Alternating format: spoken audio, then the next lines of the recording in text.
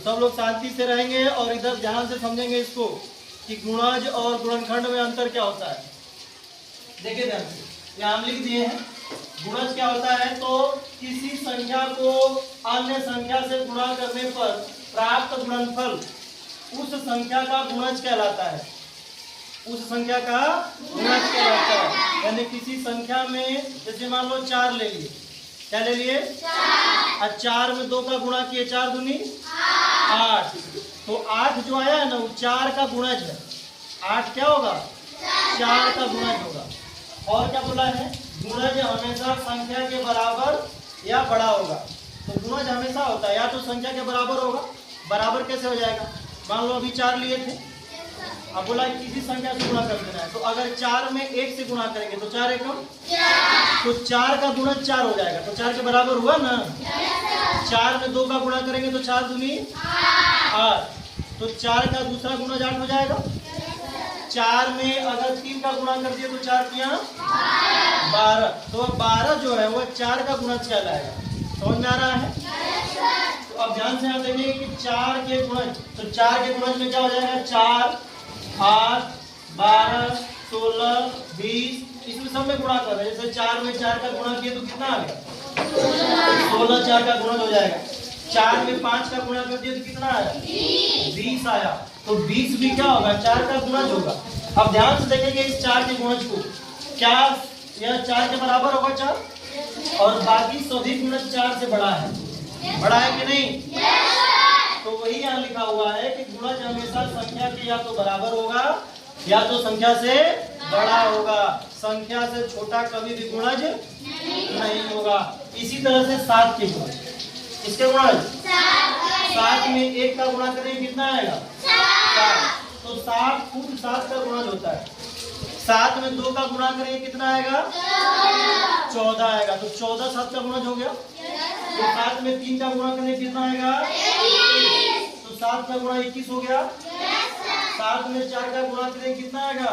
28। तो 28 फिर 7 का गुणज हो गया। इसी तरह 7 का गुणज हो जाएगा 35, 42, 49, 56 और भी बहुत सारे गुणा करते रहेंगे। किसी भी संख्या से अगर 7 में गुणा कर देंगे ना तो उस 7 का गुणज निकल जाएगा। समझ में आया? अब गुणज में एक गुणज होता है कि सार्वगुणज क्या होता है, क्योंकि आपके चैप्टर में दिया हुआ है सार्वगुणज। क्या दिया हुआ है? सार्वगुणज। तो ऐसी संख्या जो 2 या 2 से अधिक संख्याओं का गुणज होती है। एक ऐसी संख्या जो 2 या 2 से अधिक संख्याओं का गुणज होती है उसको कहते हैं सार्वगुणज। जैसे ध्यान से देखेंगे यहाँ, इसमें भी 28 है। तो 28 7 का गुणज है कि नहीं? और इसमें भी 28 है, यहाँ भी 28 है। तो 28 4 का भी गुणज है। तो 28 एक ऐसी संख्या है जो 4 का भी गुणज है, जो 7 का भी गुणज है। तो 28 को कहेंगे सार्वगुणज। क्या कहेंगे? सार्वगुणज। तो समझ में आ गया ना सार्वगुणज? ऐसी संख्या जो 2 या 2 से अधिक संख्याओं का गुणज हो उसको कहते हैं सार्वगुणज। समझ में आ गया गुणज? अब आते हैं गुणनखंड पे। किस पर? गुणनखंड। बोला कि किसी संख्या को विभाजित करने वाली सभी संख्याएं उस संख्या की गुणज कहलाती हैं। गुणनखंड हमेशा संख्या से छोटा या बराबर होता है। तो अब गुणनखंड की बात करें तो गुणनखंड किसी भी संख्या को जो संख्या काट देगी। मान लीजिए कि एक संख्या ले लिए 6, संख्या क्या ले लिए? 6। अब 6 को जितनी भी संख्याएं काट देंगी या पूरी विभाजित करेंगी वह सभी 6 का गुणनखंड कहलाएंगे। जैसे 6 में अगर भाग लगाएंगे तो 6 में 1 से भाग लग जाएगा पूरा, तो 6 का गुणनखंड 1 हो गया। 6 में अगर 2 से भाग लगाएंगे तो भाग लग जाएगा पूरा, तो 6 का गुणनखंड 2 हो गया। 6 में 3 से भाग लगाएंगे तो क्या भाग लग जाएगा? बोलो। तो 6 में 3 से अगर भाग लगाएंगे तो 3 से भी भाग लग जाएगा। तो 6 का गुणनखंड 3 भी होगा। लेकिन अगर 6 में 4 से भाग करें तो क्या 4 से भाग लगेगा? नहीं लगेगा। तो क्या 6 का गुणनखंड 4 होगा? तो 4 6 का गुणनखंड नहीं होगा। 5 से भी भाग नहीं लगेगा तो 5 भी 6 का गुणनखंड नहीं होगा। अब 6 में 6 से भाग करेंगे तो भाग लग जाएगा। तो खुद 6 का गुणनखंड होगा। अब ध्यान से देखो 6 का गुणनखंड अभी बताए कि 1 से 6 में भाग लग जाता है, 2 से लग जाता है, 3 से लग जाता है, 6 से लग जाता है।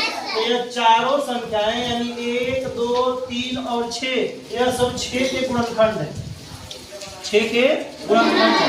अब लास्ट वाली लाइन बोला है कि गुणनखंड हमेशा संख्या से छोटा या बराबर होगा। अब ध्यान से देखो 6 से छोटा 1 है या नहीं? 6 से छोटा 2 भी है, 6 से छोटा 3 भी है, और 6 के बराबर है। तो यही बोला गया कि गुणनखंड में या तो संख्या से छोटा होगा या तो संख्या के बराबर होगा। तो 6 के कुल 4 गुणनखंड होते हैं। कितने गुणनखंड होते हैं? अब देख लेते हैं 12 का गुणनखंड। तो 12 का गुणनखंड बताइए। 12 में 1 से भाग लग जाएगा, तो 1 12 का गुणनखंड हो गया।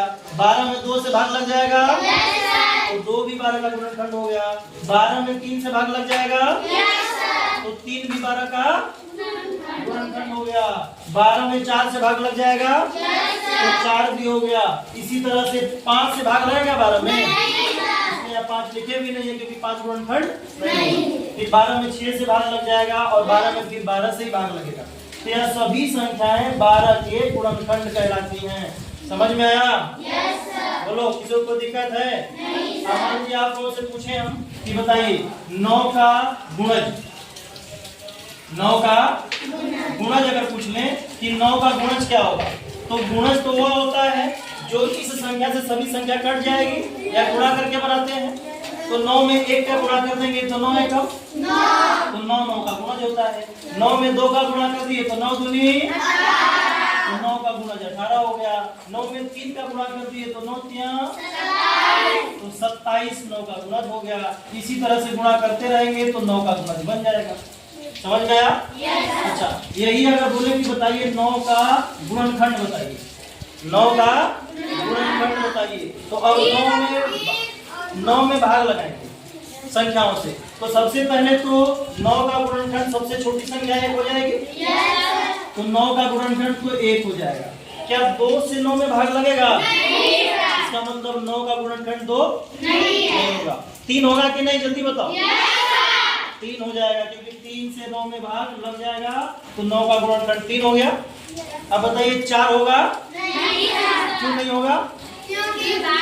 हाँ, क्योंकि 4 से 9 पूरी विभाजित नहीं होगा, इसलिए 4 नहीं। 5 होगा? 5 भी नहीं होगा, 6 भी नहीं होगा, 7 नहीं होगा, 8 9 हो जाएगा। तो 1 3 9, 9 का गुणनखंड की बात करें तो 3 गुणनखंड होंगे, 1 होगा, 3 होगा, 9 होगा। क्या दोनों बातें समझ में आ गई सभी को?